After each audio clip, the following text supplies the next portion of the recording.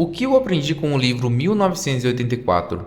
Intrigas, distopias, conspiração ou uma crítica social? Depois de muitos anos, finalmente eu li esse livro.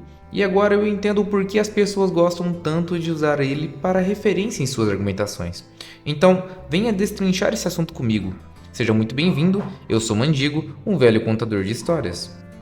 Sem enrolação, vamos falar dele sem spoilers. George Orwell, um escritor muito famoso do século XX. Isso é um fato. Quem nunca ouviu falar de livros como Revolução dos Bichos e o próprio 1984 deve viver dentro de uma bolha muito limitada, porque seus livros construíram ideologias e são referências até hoje, mesmo sendo histórias de ficção. Mas hoje vamos conversar sobre 1984, um livro bem fora da curva. Para contextualizar, a história se passa em Londres e existe a Eurásia, a Lestásia e a Oceania, três grandes nações que estão constantemente guerreando em prol de suas ideologias, fazendo alianças e traições.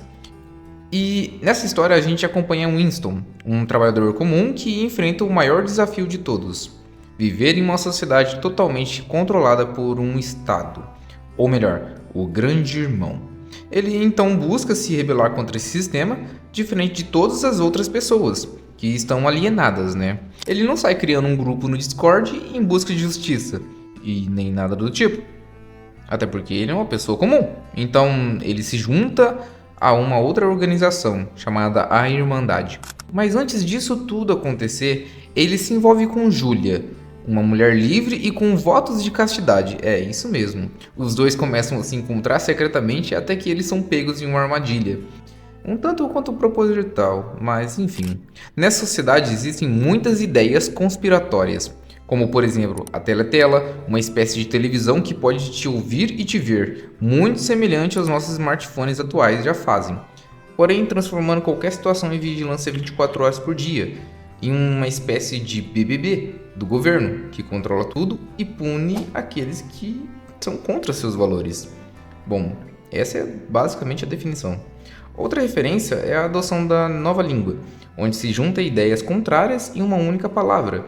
Eu sou da área de letras, não sei se vocês sabem, e eu sei muito bem o quão perigoso uma transformação dessas pode significar, pois o bem e o mal já existem, e unir esses dois significados não chega a ser bom e benéfico para a sociedade. Pois imagina comigo, um assassinato de uma pessoa, que hoje é um crime inconcebível, não teria um significado ruim nem bom, mas sim sem explicação, e as pessoas não seriam capazes de saber o que é verdade ou a mentira, como por exemplo as fake news. São um claro exemplo de completa impotência, ou como representados pelas classes dos proles no livro Os Animais. Esse é o poder de um Estado que controla tudo. E não importa o quanto diga que essa é apenas uma história irreal e fora da realidade. Quando você lê esse livro, percebe que não só é muito semelhante com o atual mundo em que vivemos, quanto é possível uma distopia não tão distante do que já vivemos. Pelo menos aqui no Brasil. Mas essa é minha opinião, como por exemplo, se você lê a Bíblia, terá interpretações diferentes das minhas. Eu tenho essa visão de que atualmente esse livro demonstra a fragilidade de uma sociedade totalitária. Essa é a visão que mostra no livro, semelhante ao comunismo, socialismo e totalmente oposto do capitalismo, que é o único sistema que se provou funcional até o presente momento. Veja bem, o governo atualmente briga por censura e pela necessidade de controlar você e principalmente o pensamento, e o que é ou não verdade. Vamos usar o exemplo descrito no livro. Não precisa ser bom em matemática para saber que 2 mais 2 é 4, não é mesmo? Agora, no livro, teve momentos que o Grande Irmão induziu o protagonista a acreditar que essa conta estava errada e que 2 mais 2 é 5.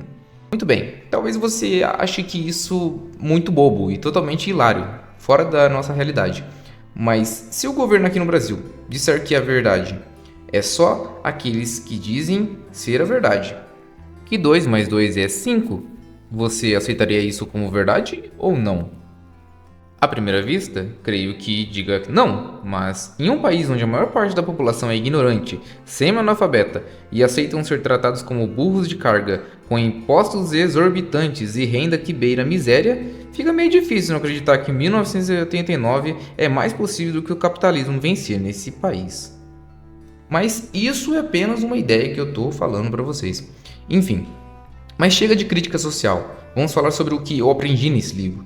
Basicamente, a psicologia por trás dessa história chega a ser muito incrível, porque apesar do grande irmão não conseguir mudar a opinião do protagonista em relação à sua deserção, fica claro que ele consegue doutrinar ele. Ainda faz uma hipnose assustadora em Winston e chega a ser aterrorizador, de verdade mesmo. A forma como o personagem pensava no começo do livro e a forma como ele simplesmente foi transformado, aquilo mudou totalmente a minha visão de como você pode usar a tortura e a hipnose para realmente mudar o pensamento de alguém. E mostra que realmente é possível fazer isso. Porque eles, na verdade, usaram técnicas de psicologia, eles não necessariamente usaram apenas tortura. Em uma sociedade totalitária, você não pode acreditar em absolutamente ninguém, nem em seus filhos ou na sua esposa, porque eles serão aqueles que irão te trair. É, meu caro companheiro, pois o Estado é o mais importante. E o que ainda é mais incrível, as pessoas têm orgulho disso, elas batem no peito. Não tem espaço para liberdade de expressão, porque guerra é paz, liberdade é escravidão e ignorância é força. Conforme eu li esse livro, notei semelhanças com uma certa figura curiosa. Deduzi que Orwell, quando escreveu esse livro, se inspirou em Hitler, caso tivesse ganhado a Segunda Guerra Mundial, é claro, né? Mas essa é apenas minha teoria, pois tenho certeza que esse cara, do bigode, tivesse ganho, ele teria construído uma sociedade totalmente ignorante e controlada por ele, igual ele mesmo provou ser capaz com sua raça ariana. Mas essa teoria deixo para outro dia. Enfim, outra coisa que pude tirar como reflexão foi que, apesar de ser abolido a religião, no livro o grande irmão era como Deus, com seus inúmeros fiéis, não muito diferentes das religiões, apesar de nunca sequer aparecer, a não ser em cartazes. Então eu parei para pensar: religião é fé ou uma estratégia de manipulação? Enfim, no fim, é muito difícil chegar a uma definição ou uma resposta, pois no livro ficou claro que tudo que não fosse em relação a eles era proibido. E claramente a mesma coisa que a Inquisição Católica fez com o paganismo. Então é um pouco irônico esse livro ter trazido essas ideias para uma outra visão de como seria um futuro que não aconteceu, né? Porque mesmo que tenha sido uma distopia, ainda não aconteceu.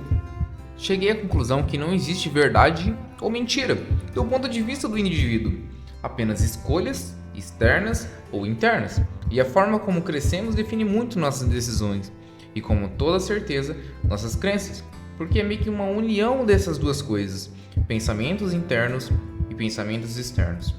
Então eu lhes pergunto: o que é a verdade? No livro, o protagonista foi taxado de louco e mentiroso, pois para ele, essa realidade que ele via no mundo era a verdade. E se você estivesse na pele de Winston, aceitaria essa verdade absoluta que vem de dentro do interior nosso, ou aceitaria a verdade externa, que dizem para você ser a certa? Lutaria com todas as suas forças ou simplesmente se conformaria? Porque há coisas que não podemos mudar.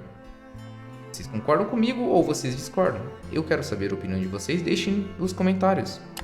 Apesar desse livro ter sido escrito há um bom tempo, ele traz reflexões muito interessantes sobre a vida e como ela pode ser muito cruel, e que a principal lição que esse livro me trouxe foi que é bom estar de olhos bem abertos e não acreditar em tudo que dizem por aí. Buscar a informação correta e estar preparada para um futuro não tão bom quanto os governantes de 4 anos podem dizer em seus discursos de candidatura. E talvez o mesmo que aconteceu em 1984 esteja acontecendo agora, neste exato momento, e você nem mesmo perceba. Por essa razão, les convido a participar da minha newsletter, link na descrição.